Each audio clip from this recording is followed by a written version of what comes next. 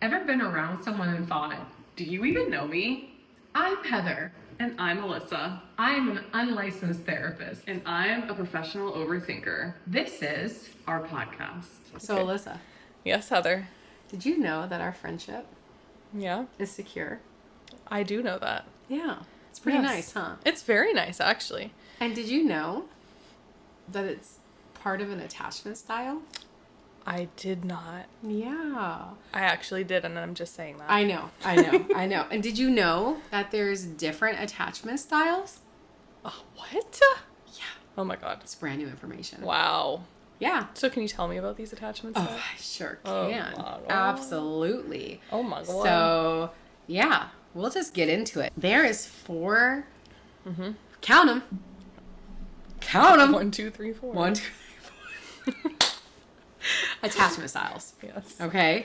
Let's talk about the different ones. I talked Okay. about secure. I don't know if you all can tell, but this is going to be about attachment styles because I think it's a very interesting subject and really does a lot into your personality It when you sure and your does. traumas and your healings and everything. It sure does. And did you know, and you can totally correct me if anyone wants to, but this is what I've heard, that you create your secure attachment in your very early stages, starting from birth I have heard that.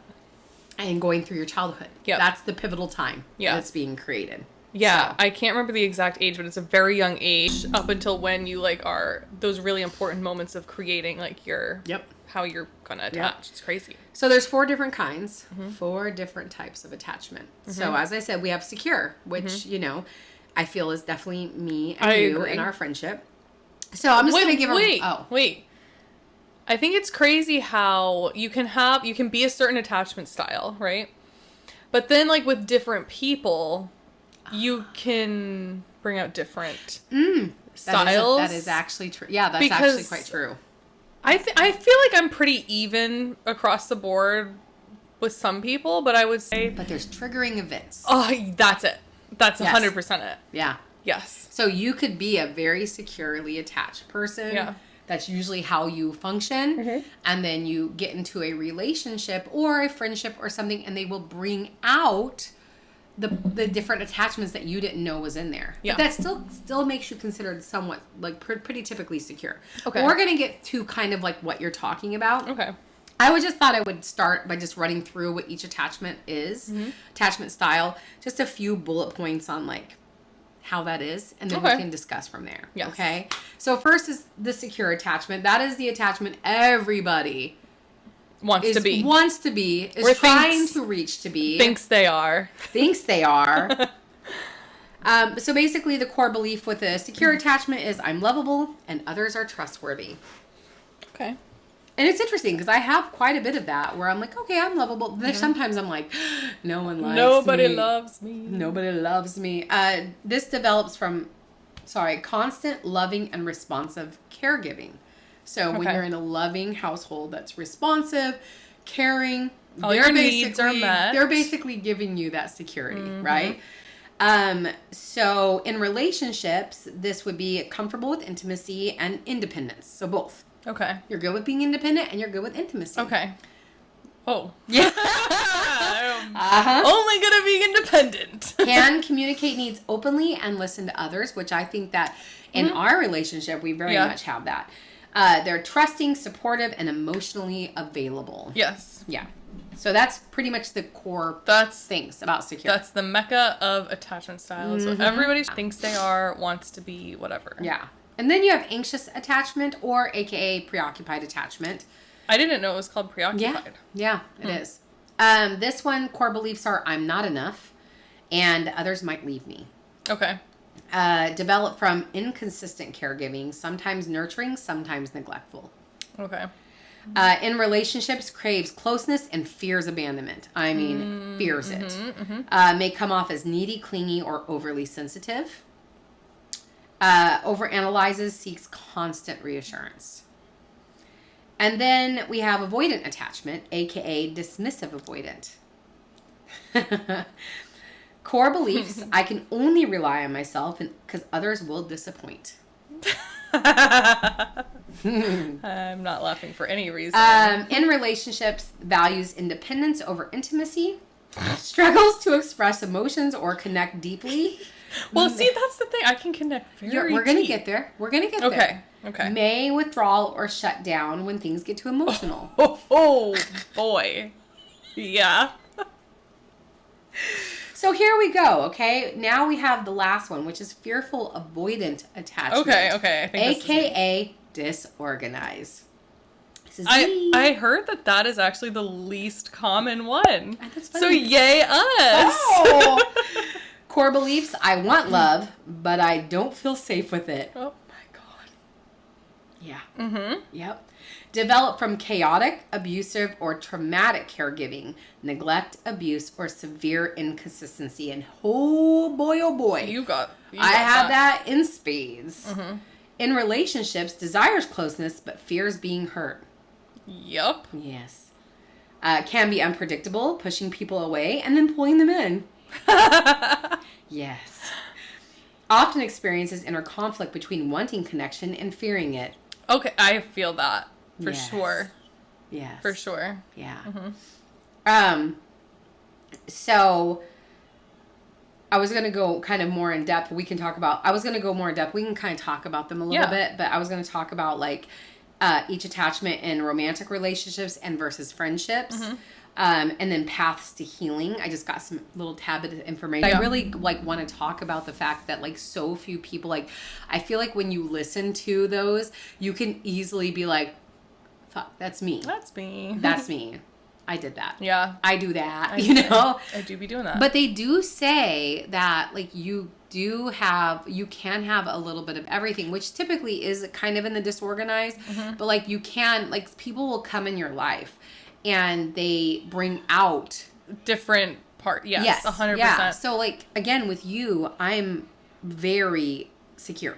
Mm-hmm. Like we don't have we do talk to each other pretty much all day, but we don't have to, and I'm not like, oh my god. Yes. But when I first got into a friendship with you, Right. I'd be like, you're like she hates me. And then I was like, no, it's just me. I'd be like, no, she hates me. No, that's just me. You know, but it took me very little time to like to understand exactly who you are. Yes. And I think that's what's interesting is I think we really understand each other. 100%. And I think that's so there's no mystery. Nope. It's like, yeah, I know what she's like that's just her. That's just her. And I think that creates a really big security, you know? I think I can be a little bit I guess of a mystery when you first meet me. Oh, you are. I think there's a lot of people that I know there have been people like friends that we've met together who would go to you like, she hates me. And you're like, no, that's her. I thought she hated me too.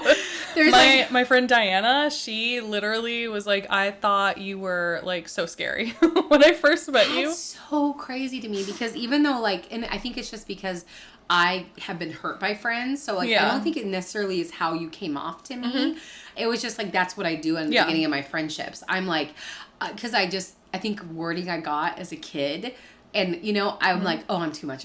Oh, she hates me now, you know? And it's just, I think it's just what happens. But for me, that's what's so bizarre to me because you've told me that before. Mm-hmm. But for me, I never took you never thought I was like, never. Mean. Yeah. Like never. Yeah. Like I told you, I refuse to meet anybody. Yes. From your boyfriend. Yes. But then he showed me your picture and I went, she looks nice. Oh. Yep. I'll meet her. Mm-hmm. Like, you know, and then like, I feel like from the beginning, we just like clicked. No, literally. I feel the same way. And then got each other. I think that's also because our moon signs literally are the sister signs. We're Gemini, Sagittarius. So. Yeah. Yeah, it works well. You know, Kylie never thought I was a bitch either. Like when she first met me, like I don't remember if I ever told you how we met. Well, we met at karate when I was like I knew a that, kid. yeah. We were doing this kata and it was called the H form, so they put down tape in the shape of an H, and I guess I leaned over to her and I was like, how many pieces of paper do you think you could fit in there? She's like, we're gonna be best friends. And I'm like, why did I even ask that? And but then also I can see you just being like, how many pieces of I'm like, okay. It's very random. But so interesting you say that, because I think the one thing that me and you have had from the start is that we're so weird together and we're comfortable with It's it. so true. Like, It's like a requirement. It honestly. is for me, because if I can't be my weird self, then you're getting fake me. Yes. And then we're not Me going to too. be close. Yep. And then I can't be comfortable around you. Nope. I can't like zone out around you. I can't. I'm like, not going to pursue a friendship with No. you. Like, but Right. I'll be nice to you. Yes. But you're going to get like work Okay. Heather. Do you know what's so interesting with, okay, back to attachment styles. I would definitely say I am disorganized, but I lean more avoidant. For sure. I I'm definitely disorganized. Well, so I would that's say you're kind of disorganized. same. Yeah, you're I'm disorganized. but I definitely, if there's conflict, I go avoid it. Yes. Yeah. I'm like, nah. Yep. I like almost like, it's kind Shut of down. scary. I almost like shut my That's feelings off. that I I'm like- oh my god, I am the queen of that. If I'm about to get hurt, like the way I can just shut off my stuff, it's weird. Now, when it's afterwards, when I'm alone, I'll cry and cry and Yep. cry. But in front, I'll be like, Oh like, my you God. would think I Oh, wasn't you know- even affected. You know how I am. Yes, I do. That's That's how that's also Yep. the night I got belong. sobbing. We like voice message each other. Yes. That's what we do. We don't typically text. We just voice message all day long. Just telling whoever's watching. But when you called and you left a voice message and you're just like, oh, and I was Yep. like, She trusts me. she trusts me. Yeah. And I do not do that with very many people. Like, that's my thing. I think, okay, so where my disorganized stuff comes in, I would say, is probably with, I would say friendships, probably. And unless it's like a friendship that I am secure in. Like, I'm with you, Diana, Kylie, I can literally tell you, like, I don't want to hang out right now. Yeah. Or And I I don't can- take offense. Exactly. Like, and I feel like I can just always be honest in myself. And then, like, it's more so with new people I meet. Like, if there's that expectation of, oh my God, I have to hang out, like, then I'm fake. And then, like, I build resentment. And then it's, like, this whole thing. And then I, like, I'll go from being, like, really nice and wanting to hang out. And then I, like, pull back and, like, don't talk to them for, like, a week. I'm the same way. Because I'm tired. Yeah. Because I'm not being myself. So Yes. I'm just like, you know, and I get exhausted. And it's like I'm putting on a drained. show. Yes. Yes, that's exactly. But yeah, like talk about, you know, being honest with each other. I mean, earlier I called you a lumberjack if you were a guy. So I called you a gay man if you were to be a man. So I meant mine as a compliment too. I know. Okay. I wanted just to thought make it was sure. funny. Sure. This Cheer. is not what I expected at all.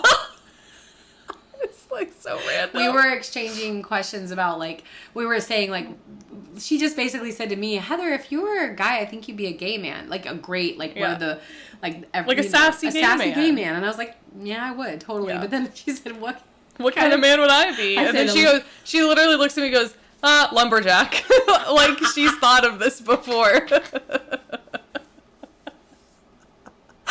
The way it came out so fast. I watch it. I'm like, she would be a lumberjack. She's sitting there like, I've been waiting for you to ask me actually. Finally, lumberjack. Oh my god. So everybody, I want you to take a minute, and I want you to think about what you would be if you were a man. If you're a woman, if you're already a man, what kind of woman would you be? Let us know in the comments. Yeah, if you want to leave a video showing. Please. If you're a man and what woman would you be? And if you're a woman, what man would you be? Yes. Stereotype. Let's hear them. Please. I think that was like a really good. I love it.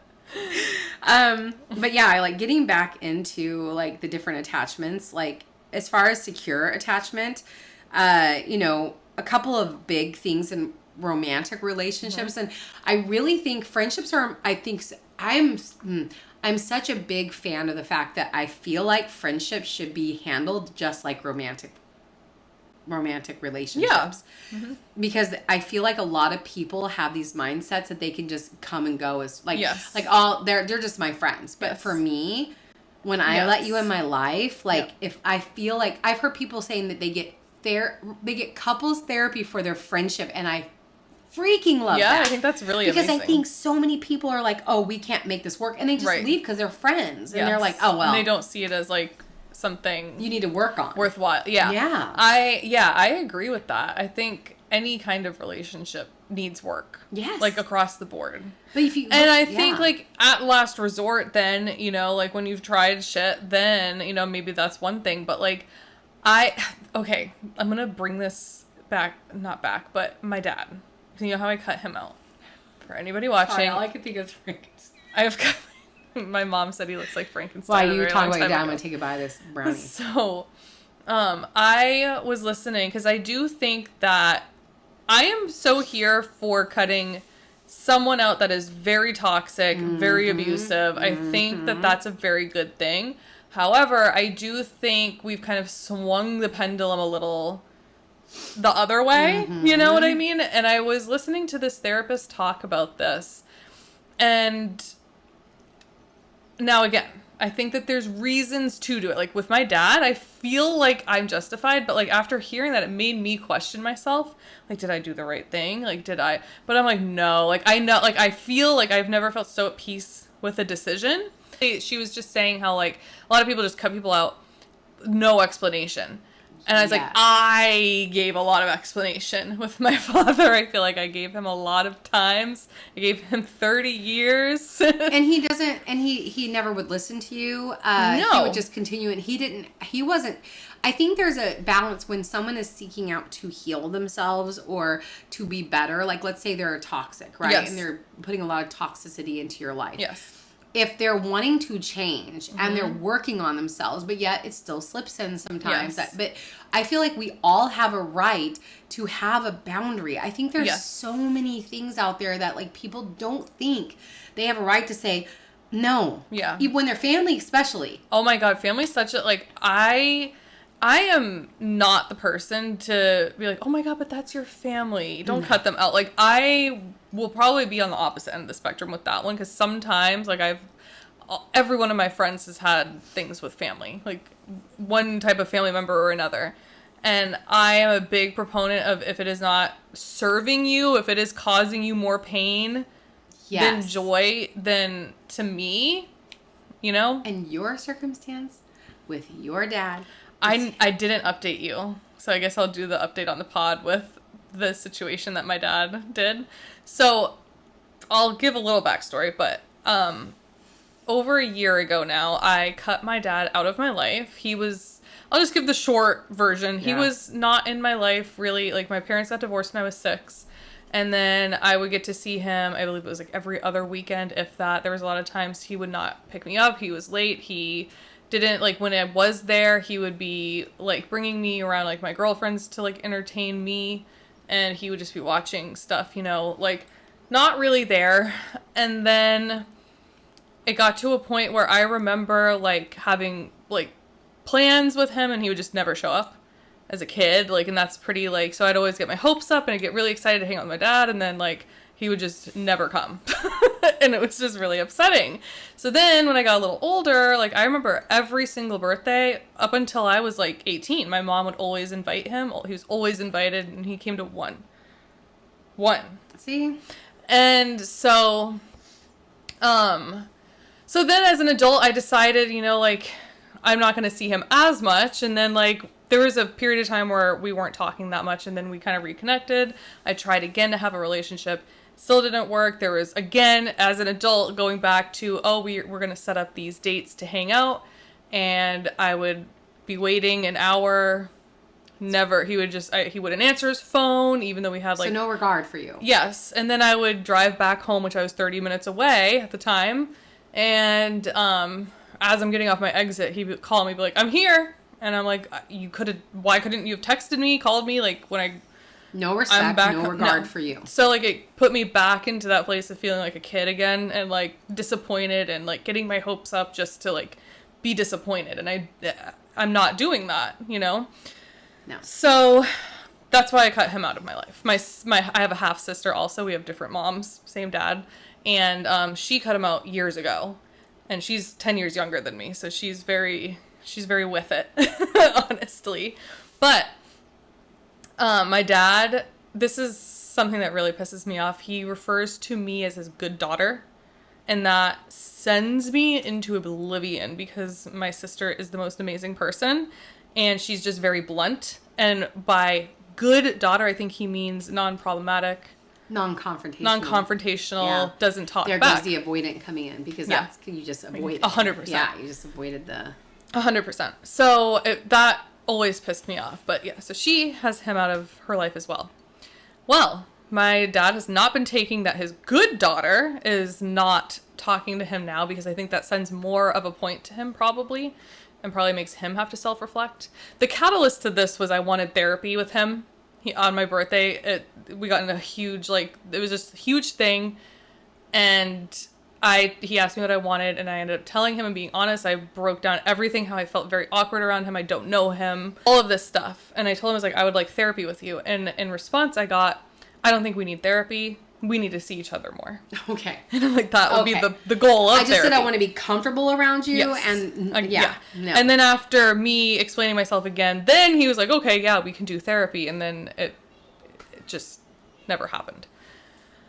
But he holds that over my head. He'll be like, oh, well, I want to get therapy now, you know? But is there... Yeah. No, I was just checking. Sorry. Oh, okay. So, he has been reaching out to my mom because I have him blocked. And he reached out to my mom, I guess, a while ago. I'd said he was getting cancer screenings or whatever. They came back negative.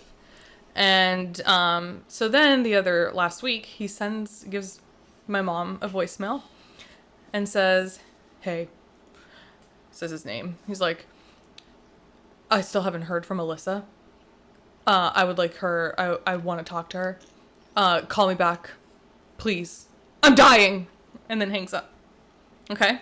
So now with the information I gave you, you knew he was doing cancer screening previously. Awful. Then he has this voicemail where he says, I'm dying. Yeah. What do you think is happening? That He's came dying back of and cancer, maybe? He's dying of cancer. That's, yeah, you know, well, in my brain, because I know how my dad is, I had no, like, this can be a whole other topic, Yeah. honestly. I think we're going to have to do, like, this kind of, like, the way I feel. I don't know him, so I don't have sympathy. And I don't want anything bad to happen to him, but that's just how I feel. Yeah. And I know my sister feels the same way. So my mom ends up texting him and says, how did the cancer screening go bad? And he goes, no, it came back negative or benign. Okay. And then she goes, well, you left me a voicemail that said you're dying. And he goes, oh, it must have cut off because I was saying I'm dying without Alyssa in my life. I'm so serious. I don't think I am so freaking this That's dude. disgusting, dude. So my mom finally blocked him now because she's like, absolutely not. And she even texted me. She's like, well, your gut feeling was right. Yeah. And I'm like, well, yes. That's manipulative. That's like, Mm-hmm. he sounds like a narcissist. He is. Yeah. Big time. Like for anyone, just, you know what my mom's going through Yes. currently, you know, like Yep. other people in our, like your Kylie's mom, Yep. like to like, no, Yep. that, Mm-hmm. I don't think it's wrong that you cut him out of your life No. personally. No, he wants to play victim always, and I think he wants to get back at me and be like, oh, I'm dying. I probably wish you didn't cut me out of your life, do you? That's exactly what he's... Narcissist. Yeah. That'll be a whole nother podcast. Yes. We will talk about Yes. narcissists on a whole nother podcast. But Yes. he is a narcissist. Yes. And I'm sorry, most narcissists, yeah, like, it's toxic and you don't need to be, like, I don't believe that, I do believe that you need to, like, you tried, Yeah. get therapy with me, Yeah. you know, that kind of stuff. Yeah. And he's not, and he didn't Yeah. want to. So no. Yeah. If there's no help on the other side, then no. Like, if he's not going to come in your life and, like you said, add anything Yeah. to you, like give you any type of, like, you know, feeling like you're getting something healthy, loving, you know, any of the safety, then there is no, I believe you absolutely can have boundaries. And I'm with you in the fact that family means nothing. Yep.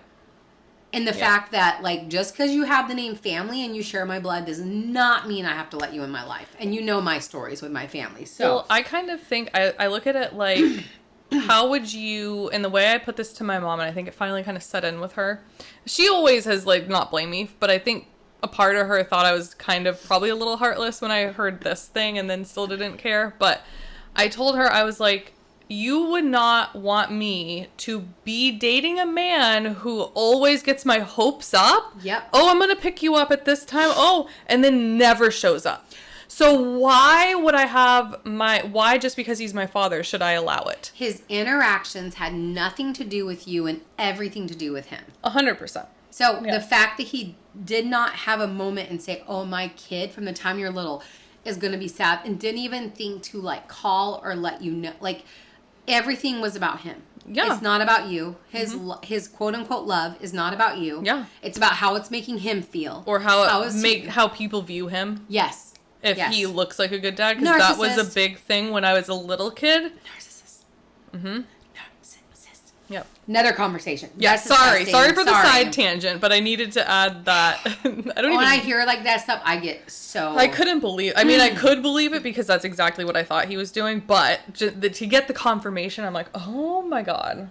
With that, Yes. let's talk about a secure attachment. Okay. And what that looks like first in romantic relationships. I hit on a little bit, but comfortable with closeness and autonomy. Yeah. So meaning that you get to be your own person. Yes. And you can also be close. Yes. So communicates needs clearly and respectfully. Yep. So opposite of your dad. Oh, very. Supports partner's individuality Yes. without jealousy or control. And that's so huge. It is. Like, I think individuality is Big important. And importance. it took me such a long time to understand that. Like, how important it is Yeah. to be yourself, to know yourself. Yeah. And to really understand that yourself is important. Right. You know, your partner, yes, important. You need, but you can't really show up for your partner if you're not showing up for yourself. Big and time. if you know yourself, like, how can you truly support a partner if you don't know yourself? You can't. And then handles conflict with emotional regulation and problem solving. That's where I really struggle. Real struggle with that. I used to also. I feel like I got really good recently. Like, I feel like I'm very good. All of those, I feel like in my relationship, the biggest thing for me is intimacy.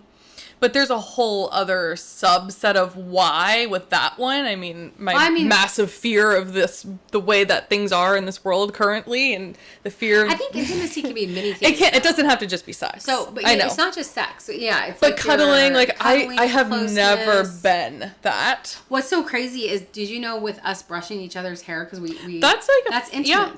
Like, which is interesting. I mean, we do massages sometimes, so I guess that's like a form, but it's not like a regular thing. Yeah. But like, I'm very, very, it's hard for me with intimacy. Like, it's very hard. I think people can have different forms of intimacy. I think so too. I don't think intimacy, I'm gonna have to look that up in a second. Like, what is like considered like the top like thing? I'll ask that in a second, because I think there's different forms. Like, some people sitting side by side is intimate for them, watching TV. Well, that's true. Like, I think there's just different forms. I think it's like about it, like a connection, like a closeness. Okay, well, in You know that what I'm aspect, saying? I feel like that's pretty... I'll look it up to be good. sure. I'm not like, again. I mean, in my head, I think so, because I think people are into different things too. Like, I don't know. I don't know. But okay, continue. So, in friendships, secure attachment shows up as trust others and allows vulnerability. Yes, we do that. Doesn't require constant validation. Nope. No. Can maintain long-term friendships with healthy boundaries. Yep. Offers support without losing a sense of self. Yes. There's that sense of self again. Yep. And that's something that, like, I think I would like to have a whole other podcast Oh my God, on, yes. Because sense of self is something that I hear so many people do not have. And we really have, not just with, like, your families, but society. Like, it's almost, like, been bashed out of us to have this sense of self, Yeah. you know? Talk about, like, political Or that it's stuff. a negative thing. Yeah, political, like, they want you to be a sheep. Like, you know, and so that, like, sense of self almost is, like, they don't want you to have that.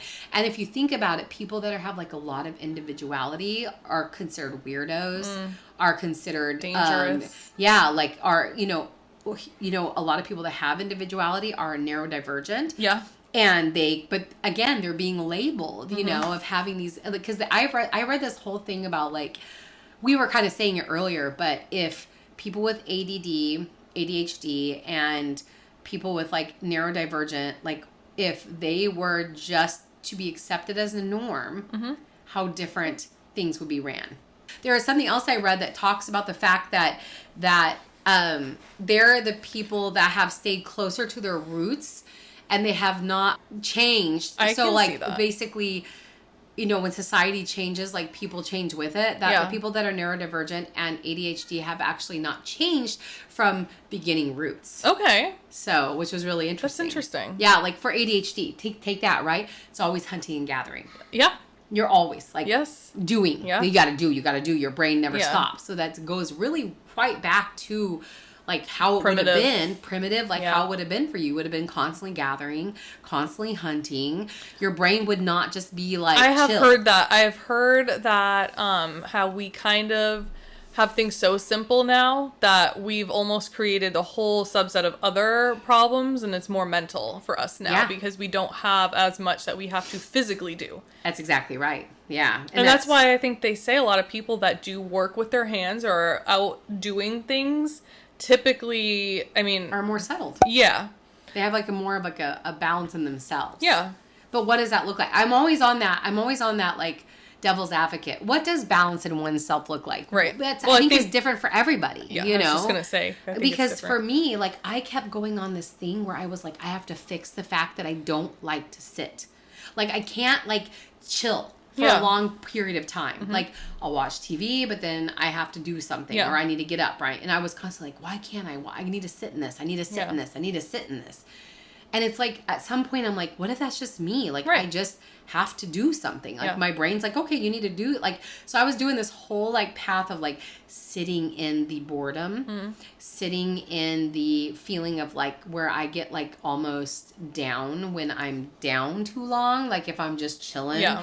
You know, it depends now. If I've had a night out the night before or I've been with people, I can literally veg the whole next day because I've just spent myself. But like I was sitting there and I'm like, I really just don't know if it's like anything to do with my trauma or that I'm literally just someone that is ADD and I need to do things and my brain is like, okay, like you've had enough time. Yes. Let's do something, you know, because and also there's the whole aspect that we talked about of like our signs because we very much believe in that 100%. And I'm always about adventure. Like I'm always about seeking out the new thing. Like, hey, what's new? What let me learn something. You love a spontaneous moment. You love, you know, just not always having to do the same thing. No. In fact, I feel like I want to go mad. Yeah. If I have a set boom boom every single week, I literally want to go mad. Yeah.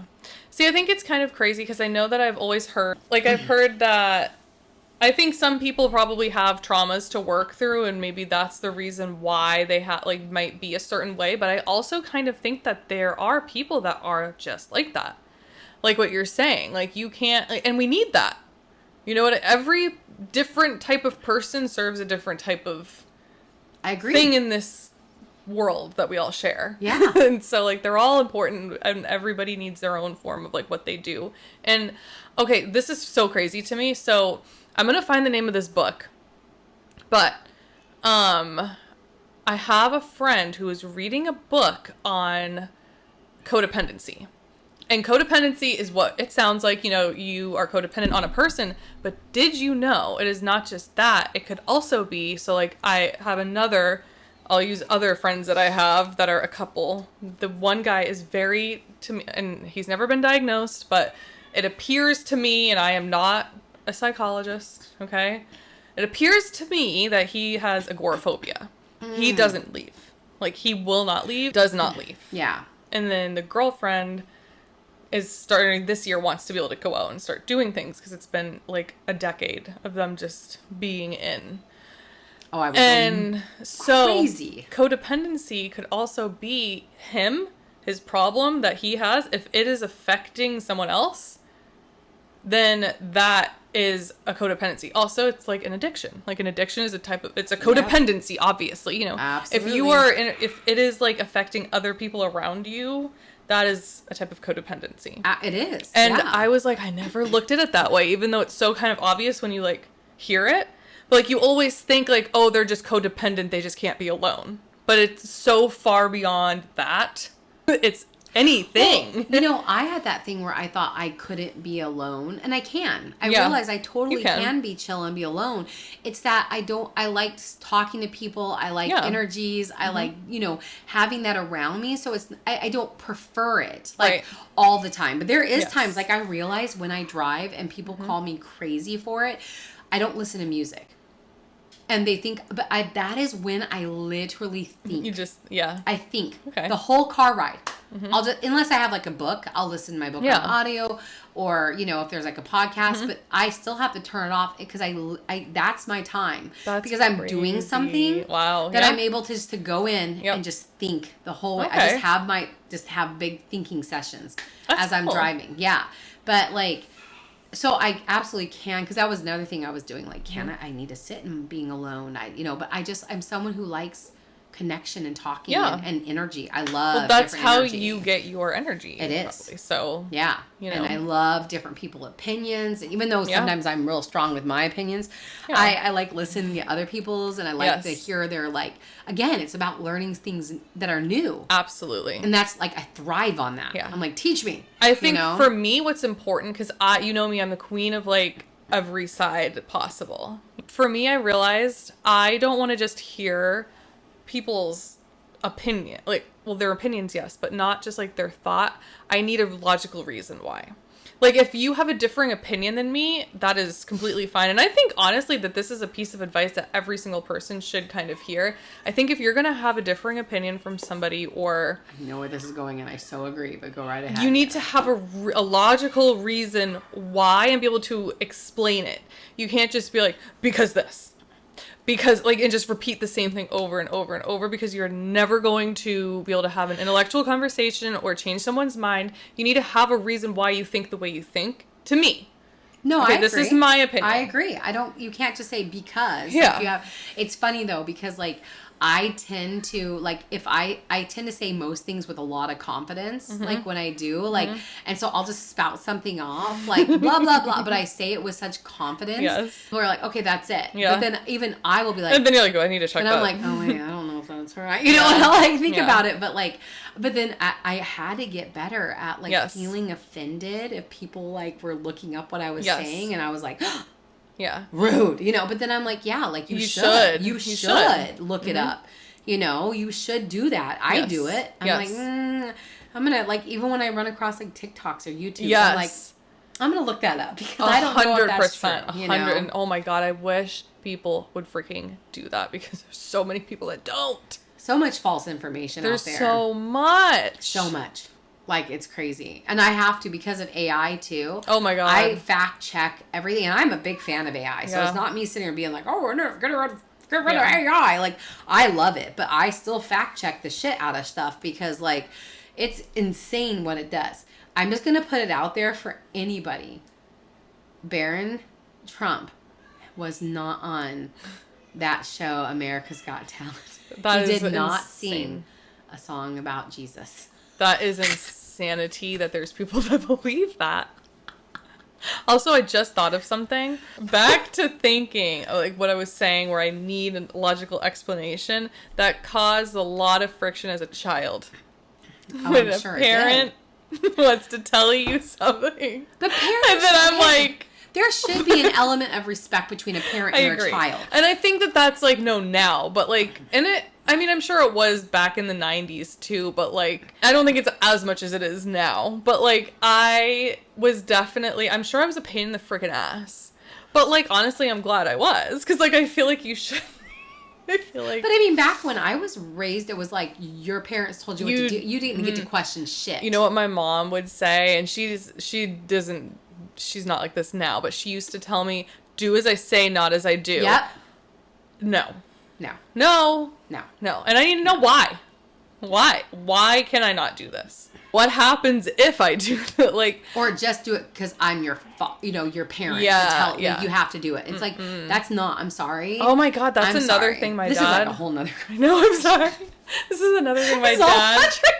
We're gonna change Sorry. this to not anxious attached. We're like attached. Well, no, it is. It's No, just it kind is. of I'm leading just into like kidding. little subcategories. It's gonna be called my dad. My dad.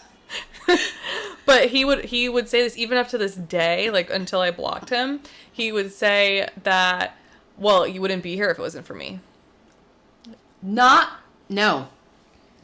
He would literally, so basically I need to do everything he says, and I need to be at his beck and call because. On the same note, being that I'm a parent, Yeah. don't tell your parent, I didn't ask to be here. Because guess what? Not all the time did your parent ask for you to be here either. That is true. And not in a mean way. It's just not in like a, they wish you weren't there. Yeah. But like, it doesn't, like. It goes both ways. As a parent, there's a lot of times, and I love my children so much. And, but my eldest, she popped off a few times like that. Yeah, but it's like, yeah, I didn't actually ask for you. I'm so thankful that I got you. Yeah. Like, I'm so thankful that I didn't ask for you. And I just did the best that I could. And I say the best that I could, not like in the parent term, like, I just did the best I could. Why I gave you trauma. Not in that way. No. I like my little. I know. Yeah. But like, not in that way, but in the way that like, I've heard that before, where kids are like, I didn't ask to be here. Thought of that from your perspective, and I'm so glad you said that because I never even gave it a thought. And that's so true. Yeah. Now, if your parent planned you and all that, then that's a whole go right ahead. Go right ahead and say that because they planned you. They did. But let's be honest, the people who are saying that are probably parents who did not plan them either. Correct. So they probably didn't have the best circumstances all the time. Correct. But yeah, getting back to the anxious attachment and this preoccupied attachment and romantic relationships, I'm just going to throw it back in there in little spurts as we talk. They basically constantly fear being left, ghosted, or replaced. Okay. This is where I become disorganized because that's a part of disorganized attachment, right? Because I definitely have issues with they're just not going to need me anymore. Yep. Like, they're just going to be like, yeah, I don't need her, But at the same, I have this, like, weird thing where I feel like I'm great. But then also, they're not going to need me. Yeah. Like, it's like this weird thing where I like me. Yes. But I sometimes decide that other people don't like me or that they're going to be like, yeah, I don't need Heather anymore. But being how I grew up, I was very much gave the message that unless you're serving my needs, we don't need you. That is so That is what I was giving. So I feel like that absolutely brought in my disorganized attachment. 100%. Because that is the message from my family I was given. Unless you're doing what I need you to do for me, whether that be like be my circus clown, and I say that in the fact that like, Heather, make me laugh, or Heather, you're my punching bag, or Heather, like, that's exactly how it was for me. So it makes sense that now if I feel like I'm not needed, I get this like little bit of fear that comes up that what am I leave. If they don't need leave. I know what I am. Like, as far as myself, it's a weird thing where it's like with people. But as far as the relationship goes, like, if you're not serving, if you feel you're not serving them, you think that they don't want you. Yeah, they're not going to need me. Yeah, like because that's. But then I'm not kidding you. It was probably this year that I realized it's because of the messaging I got when I was a kid. Yeah. And then it continued on. Like, I was told all the time, like, unless you're like this, Heather, no. Like, I don't want you like that. I want you like this. Like, you're not going, it always had to be what I was doing for somebody else. So sad. And it created that. And then also being told you're too much. Oh, always. Oh, you're too much. You know, so then you think you have that in the back of your head too. Like, oh, am I just being too much? Like, am I... Oh, well, I like changed my whole... like, because I'm a Sagittarius, I have ADD, like, I'm definitely like, Mom, Yes. And I changed the whole vibe that I get when I was 13. I was like, I'm going to change my whole vibe. Because, like, I was tired of being, like, told that I was too much or, like, bullied, things like that. So I, like, flipped it. And this is the 90s, so I went grunge. I had combat boots on. Like, I flipped it. And I already listened to that kind of music. Yeah. And then I got to this, like, I kind of went avoidant. I didn't give a fuck. Yeah. I was like, yeah, I don't give a fuck. Like, it was like before, it's like anything would have hurt me. I was real sensitive, and I am a really sensitive person. But I went avoidant. Whereas that disorganization, right? Disorganized attachment, where I was like, now I'm avoidant. And I don't care. And I'm going to cut my feelings off. That's so wild. That's exactly what I did. And I remember exactly around 13, because I was so tired, I just... Wow. And then I became like this... 90s grunge, I don't give a fuck everybody, like kind of person. Yep. And it's just so interesting because I it was don't me need protecting myself. 100%. It was me protecting myself. The avoidance came in and protected your emotional side. Yep. Protected. That's so crazy. Yeah. Yeah. So I had this whole persona. Yeah. Even though I love the music, like all that, but I had this whole persona that I was just like this laid back, don't give a shit. Like you can say whatever the hell you want. I don't care. But you know what's really sad about that is people did stop bullying me and then they wanted to be my friend. And that's just really like that's what's really sad. Because there you go again. Like there I go again. Like I created this persona. Now people are like, oh, I want Heather. Like she's cool. And it's like stupid. It's so stupid. Insane. Yeah. Yeah. Oh my God. So the next thing is needs frequent reassurance. Do you still love me? Nah, I don't do that. I don't. I was going to say, I don't see. Can become overly focused on their partner's moods or actions. Now on this one, because of the up and down emotions of my home, I'm just already I'm always like feeling what other people in the room are doing. Yes. Like, so I don't think this is necessarily anxious attachment for me. I just read the room. Yeah. And I read it hard. Mm-hmm. And I'm like, you know, where are we at? Because I was always having to read my father's mood and where my mom was and where they were and are they going to be in a fight or are they okay or is my dad in a bad mood or is he in a good mood or where are we at? So I was constantly having to do that. Yep. So on that one, like I don't do that so much in a it's just I do that everywhere. Yeah. You know? Yeah. Like where are we at? I think I'm the same way and I figured out where mine is. It's not necessarily my parent, obviously not for my dad. Kind of inadvertently it is. It was, and not my mom. It was my dad's first girlfriend after my mom and him divorced. She was freaking off the damn rails, and it was the same situation. Is she going to be screaming today, or is she going to like me today? Is she going to tell me my legs are too fat today, or is she going to give me a compliment? Is she like crazy freaking shit? But that, exactly, you are still young. That is going to create that. Because I was like 7, I think, around that time. Oh yeah, she would tell me, I would wear shorts and she would be like, your legs are too fat for that. No. I'm like, shit, damn, okay. No. My mom. And then the screaming that woman can do, oh my God. My mom was, you know, very, like, you know, was in that whole, like, anorexic movement from the, like, 80s, you know, but she told my oldest sister, like, who was going to do basketball, your thighs look really fat in those shorts. And so my sister didn't do basketball. And my mom thought she was helping her. Oh my God. But it's awful. And because my sister was never that fat. It, like, not even fat. Like, she was just normal. But it was, like, such, because my mom was in that movement.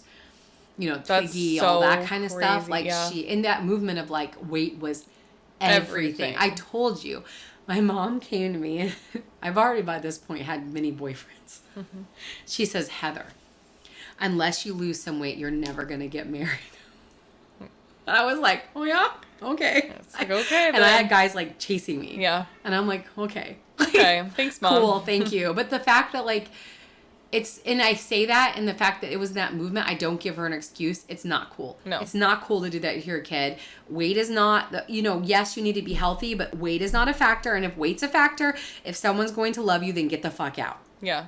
Because you know what? You're probably not going to be that same weight forever. Right. So if that's such a big factor, then yeah, bye. Like, go. It's not that I'm saying everyone needs to be attracted to someone of different weights. Right. That's not what I'm saying. I'm just saying if that's a huge factor of why they're with you, right, leave. Yes. You know? Yes. So I agree with that. Yeah. Yeah. So, and then the last one for romantic relationships with the anxious attachment is often sacrifices their own needs to keep the relationship. That's where it also gets real disorganized for me because no, I do not sacrifice my own needs. I don't think I do. I'm trying to think. I've been called a brat a lot, so I'm going to say I probably don't do that. So I don't think I do that. Sacrifice me, if that makes sense. Yeah. I've sacrificed who I am. Yeah, yeah. But, like, I still always tried to make sure my needs were met. Yeah. I did it. Like, you know what I'm saying? Like, but I definitely sacrificed it's almost like I went and just locked myself away. I think I would agree with that. Yeah. On my end, because I'm looking back at other relationships I was in, and yeah, I definitely definitely did that. But I think I've always made sure that I'm okay myself. You know, like even if someone, you know, like in past people, you okay? Yeah, go ahead. Okay. But yeah, even in past, like with my one with Lewis. That was just a really not a good relationship. It never should have been a relationship. But yeah, I definitely made sure I was okay. And it was never him. almost always. But I wonder if it's like at some point you're young. But also some point, like when you are the one that's like constantly kind of taking care of yourself, you get to the point where like you're like, I can meet my needs. Here's the avoidant thing, right? Oh yeah. I can meet my needs, so I'm gonna meet them, and I'm gonna stay away from you. Yes. You see what I'm saying? Like, and there's the avoidant. Yep. You know, like there. That's me. In friendships, they may feel jealous or left out if their friend has other close connections.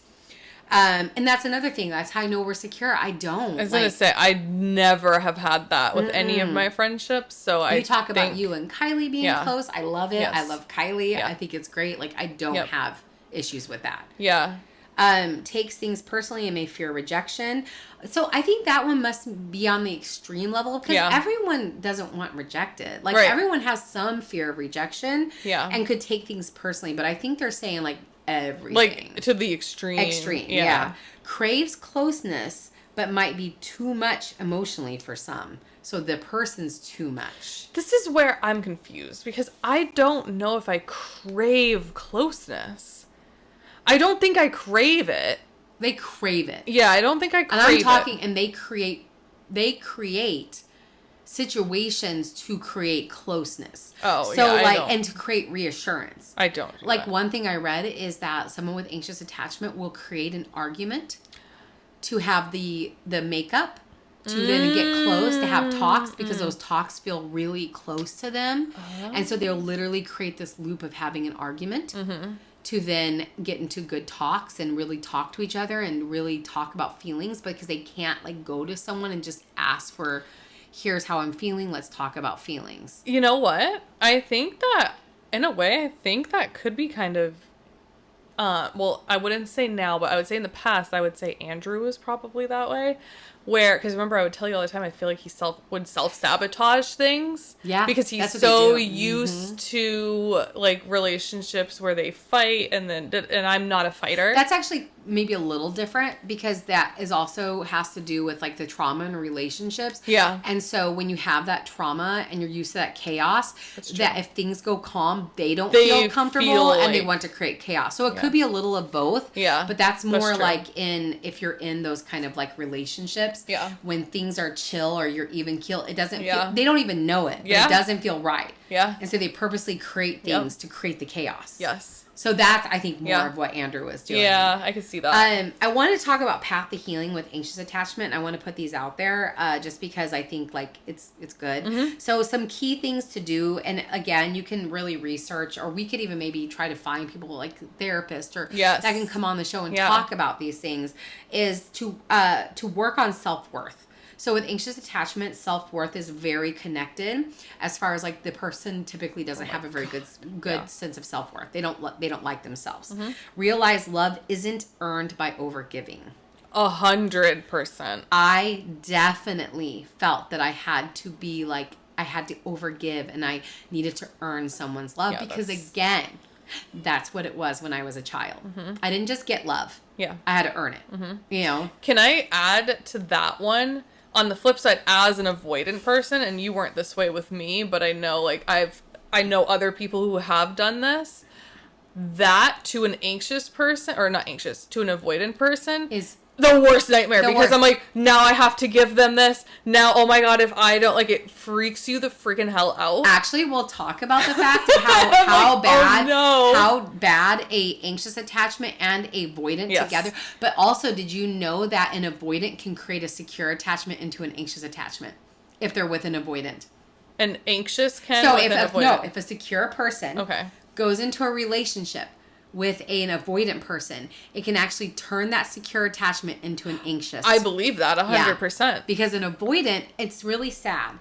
And like they get such a name of being like a monster, Yeah, or they like do. a horrible person, but like being that I am somewhat avoidant, like someone could look at me and be like, you have no feelings. When I get like really same. fearful, or like I'm like, this is too much, I Shut down. literally look like I don't care. Yeah, me too. And I can talk like I don't care, and I can be very like, you know. Me But too. inside, guys, not the case. Inside, I'm just like, this hurts, this hurts, this hurts. Boom. That's what I do. Yeah.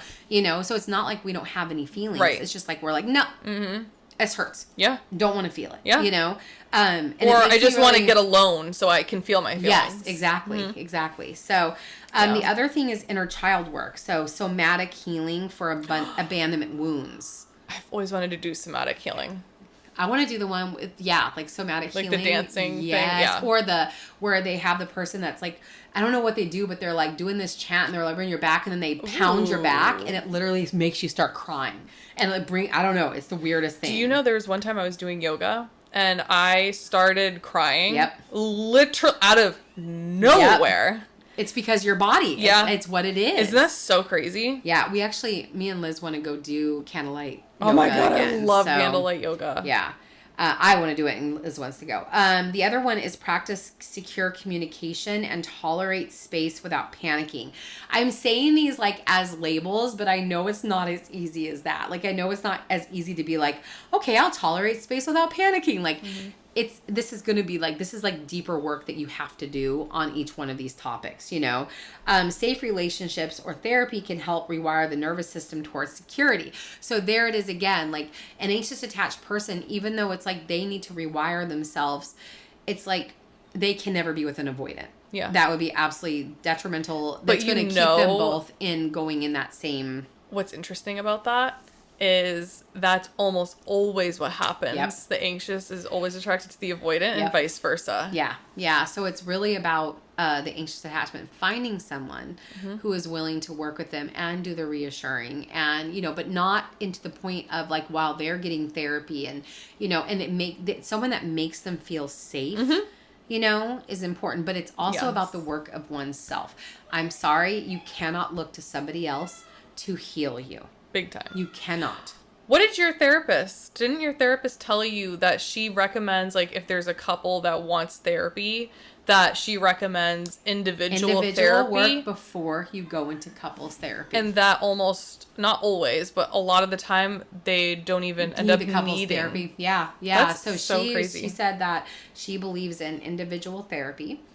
And then she said, like you just said, like if that a lot of times as they're doing the individual therapy, that it ends up being that they don't even need the couple, because it's not even about their relationship. It's about themselves Yes. and what they've been through and what they're bringing into their relationship. Yep. You know, and which was pretty interesting, you know, because Yeah. a lot of times it's like people will be like, we need couples therapy, but they never had therapy for themselves. And so they're just working on this relationship. My parents are one, okay? They never Yeah. got therapy for themselves, and they went to couples therapy all the time. And I was so stressed on therapy day because they would come back just fighting the whole entire day. God. And it never got better because they never worked on themselves. You know what's interesting? You know how I have a friend that's a therapist, and she said, because we were asking about like what's the thing you see the most, and she said there's so many people, and it's predominantly older people. They come in and they're like, I'm just angry, and then she has obviously she's a lot of things like the things to I'm do, just angry. like a lot of things to do, work on, Yeah. like do walks, like breathing, and then like also talking through feelings, which a lot of older people. They didn't really grow up with therapy, so I'll give them the benefit of the doubt. But she said they don't want to do the work, and then they just don't. When she does give them things to work on, the next session, they're like, no, I didn't do that. That's my mom and dad. They And would it's never like- do the work. They just wanted the therapist to fix them. That's what I noticed so much with, and it's not just that generation. It is predominantly in that generation. It's but our generation. It's my generation. It's all of ours. It can be any of it. They think that, like, I've been going to therapy and it's not doing anything. It's like, well, are you putting that into practice every day? Because therapy is not going to fix you. Therapy gives you the tools to work on to yourself. work through situations. And I also want to say the same thing. It doesn't happen right away, and it takes practice. There's this whole thing about rewiring the narrow pathways of your brain. Yes. Rewiring how your brain. So a lot of times you hear that old thing, like, just say it to yourself over and over, manifest it. That is actually, and people will say, okay, and they do it for like a few times. If you consistently say, like, let's say you're wanting a job and you're like, oh, I hope I get that job. Maybe I'll get that job. I don't know. But if you say, yeah, I'm going to get that job. Yeah, that job's mine. They have found that more times than not, that person manifests that job as their own, because they're then outwardly, when they're doing the interviews, when they're doing their things, they're putting that out without realizing. But I think here's the important key factor here, because I do think sometimes, because I have a whole thing, I have a love-hate relationship with manifestation. Is it delusional? Not delusion. No? Okay. Sometimes I think it can be a little victim blamey, and you're in charge of your thoughts, you're in charge of your life, and sometimes I think that that's just not simply the case. No. You have to, and I don't like the word manifestation. The more I like, because I used to really like that kind of thing, and now the more I like think about it, I think it's kind of like, you have to do the work. You do. To do that. You can't just sit say there and be it. like, I'm going to get $100,000. I'm going to get $100,000. You get that's delusion. That's like delusional. But like, you have to really put it into work, put it into practice, and actually believe it. And if you are just telling yourself that and don't believe it and don't do any steps. On the same note, if you're someone who's constantly negative self-talking yourself, like, so for instance, if you're But that's saying, because like, you believe it. Exactly. That's what I'm saying. So if you're sitting there telling yourself, oh, I could never be rich. Yep. I could never be rich. Yes. You know, versus like, oh no, I totally could be rich. Yes. And I'm going to make that happen. Yes. And keeping that mindset while you make it happen, Yeah. it's just a difference of how you start thinking. Yeah. And then you actually start thinking in ways that will make you become rich. You'll put yourself in rooms with people. Yep. You'll put yourself in situations. Correct. And that I 100% agree with. That's what I mean by manifestation. Yeah. I don't But that's believe in this manifestation of, Yeah. I'm I've seen gonna- so many freaking people who are like, let's manifest $100,000 with me. And I'm like, girl, stop. That's so why crazy. I said delusional, because there's like a lot of people who call manifestation as delusional. But do you know what's so crazy to me is like, I'll go to look in the comments and so many people are like, this works. Like, what are you talking about? What are you talking about? And like, okay, you know what? And here's the thing. Maybe there are just truly different people out there, because I do think some people are better at it. Like, I definitely think you're really good at that kind of thing. But I think you're really good at putting your mindset into that. Like, you can make yourself believe things almost. And I wish I could, because sometimes What do you I'm mean? just like, Now you make me not sound make crazy. yourself no that did sound crazy. Make yourself believe, like you were just saying, like, I am gonna get this job. Yeah. And you will believe it, because you Yeah. can talk yourself up, you know what I mean? And I that's where I struggle, because I don't let myself doubt. see, and that's my like, problem. And that's my problem. mine. Mine is like, girl, you know, you're not. You're a liar. You're lying on, like. But like, see, you know what that is? That is you not redirecting your narrow pathways. I know. You're not changing it. I know. It's I will say it. Self-doubt. But then I have my brain that's still like, you're a fraud. You're lying. So then it's hard as, that's the one thing I want to say, like with the work, as hard as it is, as many times as you have to still quickly skip. I know. No, I'm going to do Yes. it. And like, you have to retrain yourself. People try it for a short time and then they're like, I can't. It's like, it takes a while. It's not just automatic. No. And a lot of people just give up. No, that's definitely true. I think that I can see a big difference in how I used to be. I definitely think I'm better at like, I don't negative talk anymore. I definitely used to, but I don't do that now. Mm-hmm. But as far as like putting myself, like, especially when it comes to like a job interview or putting down, oh, just put down that you have this. And I'm like, I'm a fraud. I'm a liar. I don't know. What if they ask me, how do you use this software? And then I just bring in the confidence and I'm like, yeah. But what's interesting is when I'm put into the situation, you can pull up. Girl, I black out though, and I don't know what the hell I say. You're like, yes, I can do that. And then you're like this whole other person, but you're not even there in your brain. You're like, yeah, so blah, blah, blah, blah, blah, blah, It's blah. truly what happens. Yeah. Like, and I think I told you this when I first started doing real estate years ago. Like, I'm not in real estate anymore, but for a short period of time I did. Sell your house. No, and I don't want to. But my mom and I went in as a team. We interviewed together. I don't know what I said.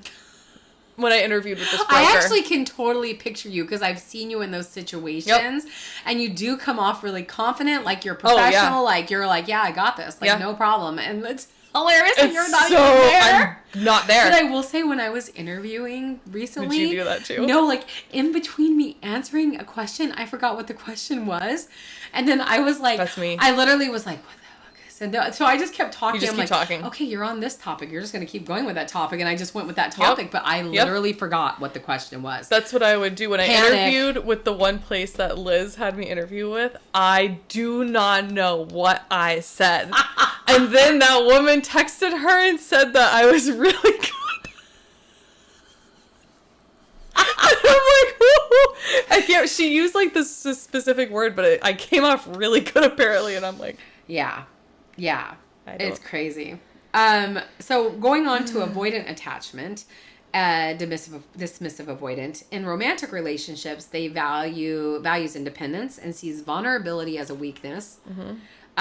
Which again, like I'm definitely not that, because like I do like independence, but I'm okay being vulnerable like that. I'm definitely more so. Like it used to be a little scary, but like now I'm definitely like, yeah, so I'm just going to tell you, like, I need this right now, you know, and I've really been learning how to speak what my needs are. So like, you know, if like, for instance, if I am feeling like this person doesn't like me, I think I've done it with you, you know, I'll be like, hey, just, you know, like, I just feel this way, and I know it's probably not that, but I'm just going to tell you. And I feel like that's healthy. It is. Like, to just speak it and get it off, you know, and be like, I just need you maybe for a minute just to let me know it's all good, but not like, you know, in a way of like, is it okay? You know, just kind of saying then how it doesn't feel. build up resentment either. There's no like, oh my God, like question. keep thinking about this stuff. Yeah. But I've only known you to be that way. So that's crazy that you like are kind of saying that that's a new thing. It is a new I've thing, only known you to be that way. I used to be scared and not feel to like open safe up. To say, hey, you know, like I know it's probably not true, but I feel like you hate me. And I know it's probably not right, you know, like, you know, but kind of thing, because that's how I am. And I've really learned. And that's one thing I am proud of, because I speak it. I don't sit in it 100%. Anymore. I don't sit and worry about it. I'm like, I'm just going to say it. And I don't have to do that with you at all anymore. That was the beginning of our, like, you know. You know, I definitely was that way too, I think. I don't think that's not something I really have a problem with in friendships. I don't think. In a relationship. But in relationships, that's a very new thing. Yeah. It's a very new thing for me to be like, this makes me feel this way. Yeah, exactly. And the first few times that I did speak up, I was like, ugh. I know, you feel like panicked inside a little bit. You're like, but then it feels so much better. They're going to think I'm crazy. Like, you're like, they're going to think I'm needy, or, you know, but in truth, it's so healthy.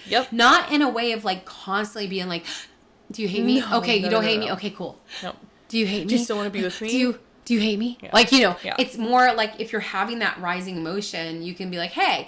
And like with me and Alyssa, I'm using our friendship, like a couple of times in the beginning, I did say that to her. And like, I don't feel that way at all with her anymore, because like I spoke it, and like, I think that's important. I think it's just important to say, hey, like I'm feeling this way, and I might need a little bit more of this because I'm just having a rough day today, you know?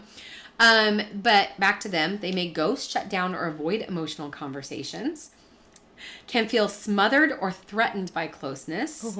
Often prefers casual relationships or keeps people at a distance. That's me. It's interesting though, because it's true. If people knew your dynamic, your relationship dynamic right now, a lot of people would look at that and be like, is that really a relationship? You know what I'm saying? My actual dating your relationship. Actual romantic relationship that you have. Like, a lot of people would say that. They've said it to me. I know. And I'm like, that's just them. Yeah, I'm like, that's just them. Like, that's how they do their thing. That's how you guys are happy. Like, but a lot of people would look at that and be like, do you know what I think a lot of it is, though? I think a lot of it is, well, I'm sure that some people are very, I'm not saying you guys are avoidant. I'm saying no, that well, we are. We both are avoidant in certain ways. But I think sometimes that works, oddly. Like, it's better than an anxious and avoidant, I guess. But everyone has these attachment styles. And they literally said that if you're with someone that like works with your attachment style, because like you're going to try to heal these attachment styles, but they're always like a core part of you, because unfortunately they were created when that very pivotal part of your nurturing was happening, or whatever they call it, when Yeah. your brain was Yeah. was forming, Right. you know, really, it happens. And so they were talking about, like, sometimes you can have success by finding someone that complements your attachment style, and it just makes it easier to Yeah. be with them.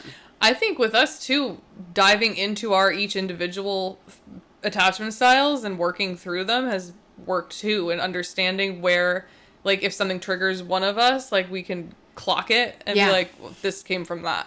Yeah, And it's like, exactly. you know what I mean?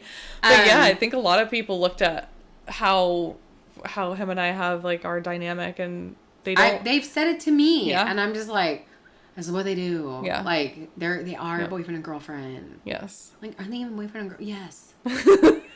Go away. Like, Well, it's my family too, even, like, not, they get it now, but, like, my grandma, even the other day, she's like, do you think you guys will ever get married? And I'm like, no! we do not want to. I was like, Down with- can see myself living with him at some point, but I need to have the safety of being able to afford my own place at all times, and vice versa. Liz sent me this clip of Goldie Hawn talking about how women... Kurt Russell and her... But no, it was the one where she was alone, and she was talking about women make your own money. Yes! Take care of yourself. Yes! Because there's something empowering in a relationship when you don't have to ask your significant other, can I buy this dress? Yep. Can I do this? Can I do that? You take care of yourself, you bring that independence, Yes. and it creates a better relationship. Yes, dude. Meredith from Grey's Anatomy, Ellen Pompeo, I Yeah. was just watching. She was on Call Her I Daddy. keep forgetting to look. I'm like... I know, I was just on Call Her... I wasn't on Call Her Daddy. I wish. She was on Call Her Daddy, and she said the exact same thing.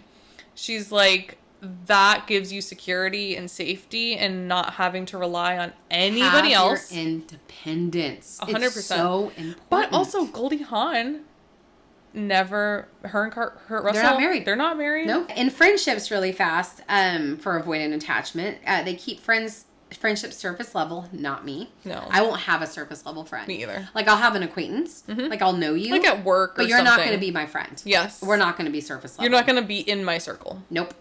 May not reach out regularly or reciprocate vulnerability. So I want to... There is certain friends that you might have, and I want to say this because, like, there might be certain friends that, like, you guys are perfectly secure seeing each other once in a while and then not talking It's to each me and- other. Yes. That doesn't mean that you're avoidant. Yeah. That I think there's some friendships that's just a security Yeah. that you can come together, act like you've not had any time apart, Yes. and then you don't talk to each other for Yep. like all year. I think that's normal. So I think that's different than what they're saying here. And then the last one is relies heavily on self and may feel uncomfortable with emotional dependency for friends. Yeah. So path to healing for avoidance is reconnect with emotions and identify suppressed needs, which I think goes to therapy, inner child work, shadow work, all that good stuff. Learn that intimacy isn't the same as control or engulfment. Yes. I definitely understand that. Like, I'm going through this thing right now where I don't want any control. Yeah. Like, I don't want rules. Yep. Don't tell me what to do. But it's not in a, like, I've really tried to make it understood that it's not in, like, this, like, bratty sense. Yeah. It's not like I'm being a brat or, like, I'm just, like, do not Yeah. put control on me. Right. Like, the idea of control, I do feel like a caged animal. Yeah. Like, I just want to run. Uh-huh. You know? And then practice tolerating emotional closeness in safe, consistent relationships. So just like little things, you know, just try it just a little bit at a time. And when that feeling rises that you feel uncomfortable, then stop. Yeah. That's one thing I heard is that you don't have to keep forcing yourself. Right. Like, just little moments and then stop and then see how safe it is and see how that feels, you know? Journaling, somatic work, and emotionally focused therapy can help. So somatic work again. Yes. I think when it comes to healing your childhood trauma, somatic work is so important. Yep. So then with our disorganized avoidant attachment, fearful avoidant attachment, romantic relationships wants deep love, but fears betrayal or abandonment. Wait, which one is this? This is the disorganized. Disorganized. Okay. Wants deep love. Now, you can have a little bit of all of them. Yeah. But wants deep love, but fears betrayal or abandonment. Push-pull dynamic gets close, then pulls away. Something I do. May have trauma triggers that create a chaotic or intense relationship. So it could like create that. Often feels unworthy of love, but also fears losing it. So those don't really they don't hit for me. Yeah. In friendships, trust is hard to build or maintain. No. If No. you're my friend, if I make you in my inner circle, Yep. I trust you. Yes, Like me too. that's how it is. Like Yep. I'm going to trust you. In fact, sometimes it was to a fault. Yeah. But I'm just like, yep, I trust you. Yep. May either overshare or shut down completely. I definitely overshare. But we both overshare. I but do too. It's like, Yeah. That's where again, that's that trust thing. Like, well, and that's what I was gonna say. That's where if I can't be that way with you, then I'm not going to.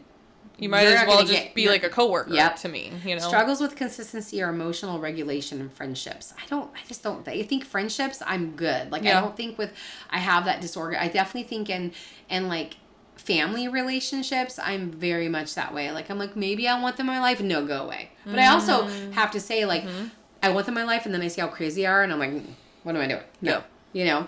Path to healing for that is address trauma first. This style is often rooted in abuse, neglect, or high chaos. That is my childhood to a T. Yep. So address with this organized, you want to go and address your trauma. It is rooted in your trauma. Develop a stable inner world and sense of safety, which is interesting. So inside you. Yep. So unlike the others where it's like, try to connect, this one's saying connect to With yourself. Yeah. Work with a trauma-informed therapist or somatic practitioner. Relearn what safe connection feels like, especially through co-regulation with trustworthy people. So I think that this one's really interesting to look at, that like it's really based in trauma. It's really based in some pretty hard stuff. Yeah. And it's like they're basically saying you're going to need help, Yeah. to fix that trauma part, which is interesting to me. And so you want to heal towards a secure attachment. No matter your current style, you can move towards secure attachment over time. This is called becoming earned secure. Okay. So it often involves therapy, especially EMDR, which I've done in the past, somatic therapy, and internal family systems therapy. Ooh. Those ones are perfect for your attachments, like Okay. fixing your attachment styles. Not fixing. I don't want to say fixing. Working I don't on. like working, healing, creating what is actually your attachment style, security, That's a good way to put it. Safe relationships that model secure A attachment. healthy attachment. Healthy attachment style. Yes. There you go. Practicing communication, self-regulation, and boundaries. So practicing communication, like Yep. I said, like I would just tell you, hey, Yep. I'm feeling this way, rewriting old beliefs. So you're going to rewrite them. I'm not worthy, or people always leave. So instead you're going to say, even when you don't believe it, the whole fake it till you make it. Yeah. I am worthy. I am worthy. You know what helped me a lot with, because like I said, I didn't have it with friendships, but in relationships, sometimes I would go there. I would get more anxious. Writing down, what am I feeling? Okay, I'm feeling this way. I'm scared that this is happening. And then you write down what is actually happening. Yes. And then you can literally see it on paper and be like, okay, I am overthinking here. And that made a big difference. And Liz does that. Really? Liz writes down. Yes. It helps. Because also she was telling that she forgets. Yeah. And so she can go back and be like, no, wait, it's Yes. like this. Yes. When I was feeling this way, it's actually like this, and it helps you. That's interesting you say that, because it said healing tools for attachment style. Number one thing is journal prompts. So what helps me feel safe and connected in relationships? Write down the moment Yes. that you're having Yes. to look back on. Oh my God, yes. Yep. And if you don't like writing, record yourself too. I've done that too. I have recorded myself mid mental breakdown, hysterically crying, sobbing, saying stupidest shit, and then rewatching it back. And you're like, girl, You're like, what the fuck? stop. Calm yourself down. Because I know a lot of people really have strong feelings on journaling. They either love it or hate it. So, like, you can I hate literally, it. yeah. But that's only because of I ran across, I forgot, which I do remember, but like I didn't understand, but I was like literally diagnosed with dysgraphia, and it's where I can't put my thoughts down. Yeah. And even when it comes to texting. Yeah. And texting's supposed to be a better form because your handwriting is horrible when you have dysgraphia. Like I can't. But Voice messaging, everything. I was going to say, but that's why recording yourself. Yep. Recording Yeah. yourself, what Yeah. you're thinking, what's going on in your head. Like, Yep. Now, for anxious attachment, journal prompts could be, where did I first learn? I had to earn love. What does my inner child need to feel safe today? Some rituals you could do, which rituals I mean, like, again, affirmations. Yeah. It's not like, you know, mirror affirmations. Speak to yourself like a safe parent. I love that. You are enough. Yes. You are safe. I won't abandon you. Yeah. Like saying that to yourself. Create a reassurance jar. Write validating notes to yourself and read one when you're spiraling, which I love. That's that. cute. I love notes. I love notes. Shadow work. Explore your need for validation. Ask, what would it mean about me if they did leave? Which sometimes is scary for some people. Yeah. But it helps you kind of work through. It does. You know. It does. Write a letter to your past self who felt abandoned or forgotten, then answer it from your adult self. Which I thought was interesting. So for avoidant attachment, journal prompts could be, what does closeness feel like in my body? Which is interesting to think about what these, because it is such a body response. I know, because sometimes I want to run. Yeah, I'm me like, too. no, you know, and then I'm like, pull away. bye-bye, you know? And so it's like, why does this make me feel this way? You know, when I sum up my relationship is, you know, that scene in, oh my God, Step Brothers? Where the two brothers like hug each other near the end, and they're like, yeah, it's like you want to hug, but it's like, don't touch me. Yes. What emotions do I push away, and why? Is another question to ask yourself. That's a good one. Yeah, and some good rituals you can do is safe touch practices. Oh. Even just placing your hand over your heart and breathing into it. That makes me feel so bad. You're thinking Just about hearing it, I'm just like, you're like, okay, I don't even want to touch myself. Oh, that sounds bad. Not like that. I touch myself. I want you to touch me when I feel down. I want you above me. No. Sorry.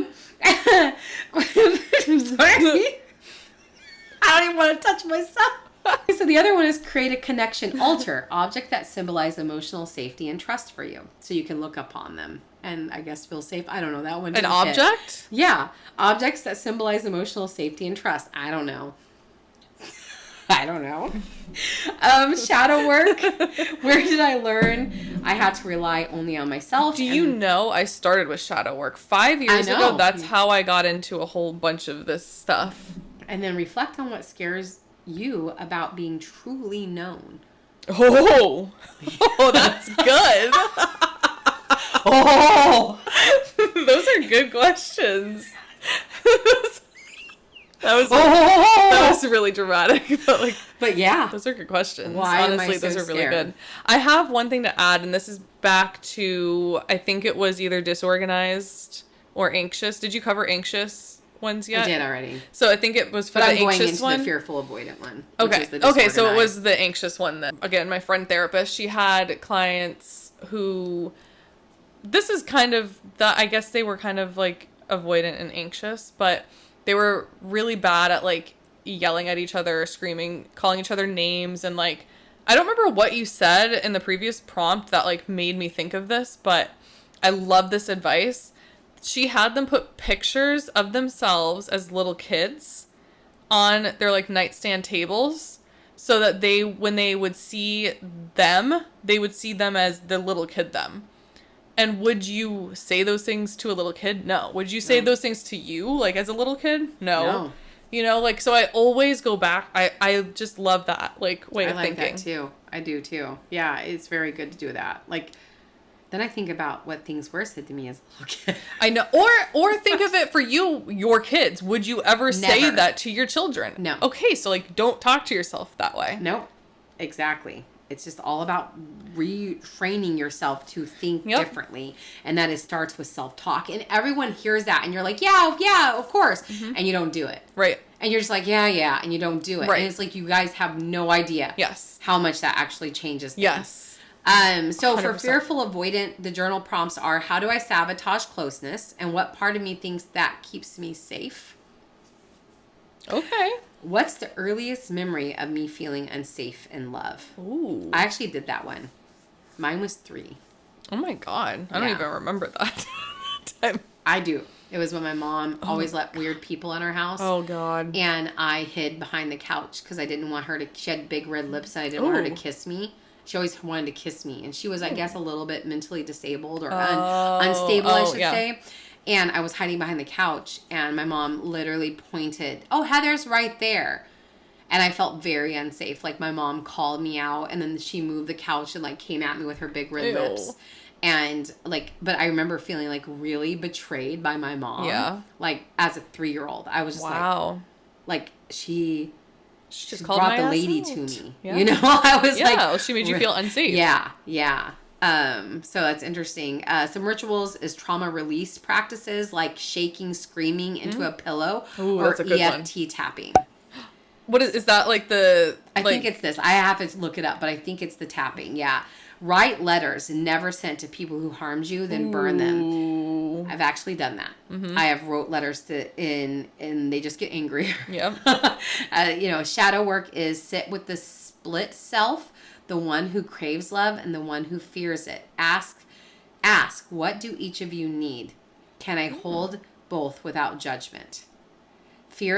Explore the fear of stability. Do you associate it with boredom or control? Oh. I have this thing where the stability is like boredom to me and control. You get bored. Yeah. Now, what was that? What was your therapist had mentioned something. Was it oppositional something? She said something to you because oppositional. What's that? No, it wasn't to me. It was like oppositional disorder, and I don't have that. No, that's like... What is that? That's literally where you're going, like, you are, like... I'll let me pull it up for you really fast. Because I've never heard of that. I remember you telling me... She wasn't telling me I was that, It was just more of a thing that was brought up. Okay. Is it more like you want to do the complete... and I'm all fighting. I'm like, no, I'm not. I was kidding. Is it basically that though? Like you want to fight? Oppositional defiant disorder. Yeah, it's like it's quite different. So let me, because it literally requires a medical diagnosis. Yeah. So what does oppositional defiant disorder look like? It manifests as a persistent pattern of a angry, irritable mood, argumentative, defiant behavior, and vindictiveness. Oh, that's not you at all. No. I thought it was just quite literally like you do the opposite of what. I mean, kind of. It could be, I guess, oppositional disorder maybe could be that. Yeah. So, but like frequent temper tantrums, easily annoyed or touchy, often angry and resentful. It could also be like excessive arguing with adults or authority figures, actively refusing to comply with requests or rules. I definitely sometimes do that. But see, I will comply at work. Like, I know. But right now for me, it is just like I have this, like, again, like I have this overwhelming, which is interesting because Liz was telling me that there is a study that says that you start dealing with the abuse you went through 15 years after it happened. That makes a lot of sense. Yeah. And it's interesting because what did I get out of 15 years ago? My extremely horrible, abusive relationship. Wow. Yeah. Like that I was severely controlled in. So like I'm having this like feeling like I do not put rules on me. Like I'm like, I mean, and I understand like at work and like I don't want to ever affect my kids' lives and like so I have like barriers there. Yes. But I'm also just like, no, I will make my own decisions. Yeah. I will decide what for me. See, and I feel like I relate to you in that way because I think I'm kind of like I want to, even if I know it's a mistake that I'm going to let me learn it. Yep. Let me do it. Do not tell me how it's going to be. I need to do it. But just understand for me, like, because I do have kids, I am thinking like, what my 100%. Mistakes will be, will that affect them more than, kind of thing like that. Yeah. But like I just have this overwhelming need that I am so unapologetically me. Yes. That I am just truthfully me because all my life I have been told no. Yep. Like you can't be you. Mm-hmm. I need you to be this for me. Yep. Or I need you to be this for me, but never like, Heather, just be you. You've like. Yeah. I feel like I have. Fine. You have. But like that's why for me it's like but then being my truth is so massive. Well, what's upsetting too for you is when those same people that want to have you a certain way love the way you are, they want your exuberance, and the things that make them feel good and like your positivity and all of that. But then, oh, no, you need to still fit in this box though. Yeah. Yeah. Like, still be this way and be like happy. They and love my great and saggy self. Yes. But also only don't. if I get it. Yes. Or if it's like, yeah. It's really interesting because like that is one thing that I have dealt with is, you know, talking about attachment. I don't know if it's, I bring a lot of people that have anxious attachment, but like a lot of people want me to themselves. They really do. They're like, no, you're mine. And I'm talking friendships. I'm talking like they get this like, you know, I don't know. It's weird. It's like this weird like, mine. You know? That, I don't know what that's about. That's crazy. Yeah. You know, I don't know if I ever told you about, I don't even know if it's safe to like talk about her. I don't know if I've ever told you about this. Well, I don't even know what's going to happen. So I have this friend, I'm not going to say the name. But. You're all. So I had this friend in elementary, and she was kind of, I would say she's anxious, 100%. But like to me, like, and I mean, really attached. Like, we were really close, and then, like, I think the older I got creeped out a little. To the point where, to this day, my grandma will run into, like, either her grandma or her mom and be like, she still thinks about her all the time. She misses her so much. She's not been the same since then. To this day, Heather. That happens to me. I get it. It's like... It happens. It's like this weird thing where they want to consume me. Yeah. And that's scary. Yeah, it is scary. It is. Like, that is like the only experience that I have had with that. And it is truly like, it's unsettling. And it almost makes you feel kind of like, obviously not safe at all. But it's just. Well, Liz has always like, basically, you know, when it comes to people coming in my life, she's always said, you're like a siren. And I don't like sit there and be like, oh, such a siren. But that's what she said. It's well, like, I think that's, again, your exuberance, your positivity, your non-judgmentalness. Yeah. I think you're a very open person, and you allow people to express themselves and be themselves and feel really comfortable. And I don't think that that's normal for a lot of people to come across. And so then they think that they have a different thought of you. I'm like weirdly like that's the thing. Like, I am so not judgy, but I'm judgy about weird things. Like, my judgy is weird. Yeah. It's not like your typical judgy. Yeah. Like, I am so open-minded about who people are and like what their paths are and like what their life has taken them on. But then I have these weird judgies that like just come out, but it's like weird stuff. Like, like, I'm sorry, what syrup did you put in my coffee? Like, that's like, that's like the weird thing about me. Like, people I don't typically judge unless like, if I meet people that their choices they make, I'm just going to look at that. Choices they make affect a lot of people, I get judgy. 100%. Okay? But I do not get judgy if someone, like, whatever walk of life they've had. Yeah. Again, if you're harming people, 100%. Judgy. But, like, if you've been, like, I just think everyone has a story to tell, and I'm all about hearing it. Like, tell me your story. I agree with that. You know, let me hear it. Let me go. And again, like, if you're harming people, that's a no-go. Like, if you're harming children, get the fuck out. I'm going to... Like, animals. Yeah, animals, there ain't no story you're going to tell me. No. Obviously, there's boundaries, but I'm just saying, like, you know, I just don't find... Like, I just think people are interesting. I agree. And I love hearing their stories and I love connecting. And I think that's the other thing is I connect. Yeah. And I think that a lot of times people don't, like, when you're talking to me, like, I'm truly engaged. listening. Except when Andrew. Yeah. You always tell me that. Oh, there's Heather. But I'm like, you do the same thing. You're over there looking this way and you're not looking at me. Your stare that you do of his where he's like, I can't even, it's so spot on. But yeah, like, I just love to connect and the different energies and stuff. But yeah, I think you might be right. I think people don't get that a lot. And I think they may be, I hope I make them feel seen. Yes, you do. I think you do. And I think people sometimes, like, they'll take it in a different way. Yeah. You know, like, especially the men's will sometimes say, oh, she wants me. That happens so fucking much. I know. I'm like, no, I don't, you know? Like, I think she looked in my eyes. I just think that that's what it is people Yeah. are not used to getting that level of engagement, you know, and so they think that they're special and that what you like, which of course everybody's special in their own way. That's not what I'm saying, but like they think that what you deeper. have, It's with them, deeper than what it not that it's surface, but like they think it's deeper. right?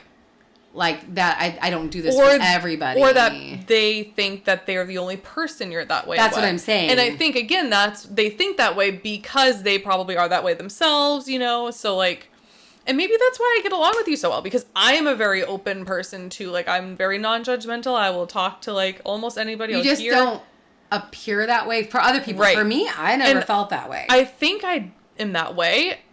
I'm not even going to lie. I think my experience with my elementary school friend has probably because I used to be very saggy.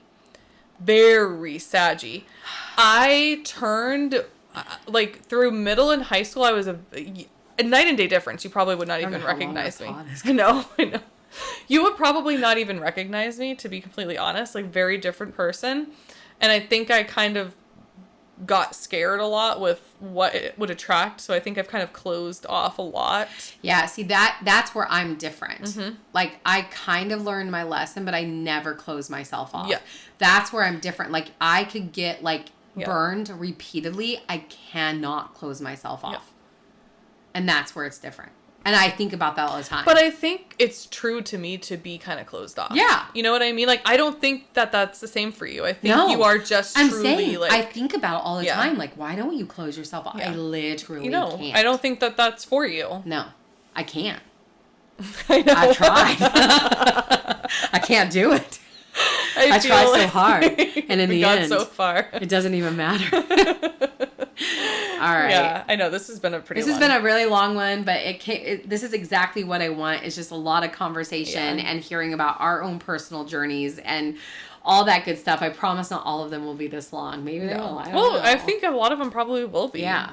But it's like just really, again, this is about talking about subjects and personal things that like a lot of people don't want to talk about. Yes. You know? Yeah. A lot of people don't want to look at what's wrong with me or where can I heal or how can I fix this. And sometimes I'm just going to put it out there. You can't.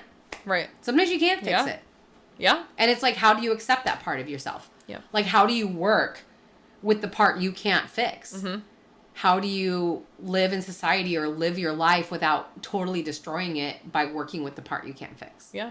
Acceptance. So, acceptance. Yeah. And then like knowing how to maneuver maybe to help that part, but like maneuver in a way that doesn't completely destroy your life. 100%. So any topics you guys want to, please. If there's things that you're like, you know what, I want to talk about this. I don't care. Like, there's obviously some boundaries in it, but like, even if you want to message us. Yeah. And just say, hey, would you guys cover this? We will do the research. 100%. We will cover it. If it's something we don't know about, we'll go dive in. Yeah. And we'll figure it out. So let us know. And anonymous. Like, if you want to leave anything anonymous that you might, you know, like, we just want to talk about all the uncomfy stuff. Yeah. And I think, you know.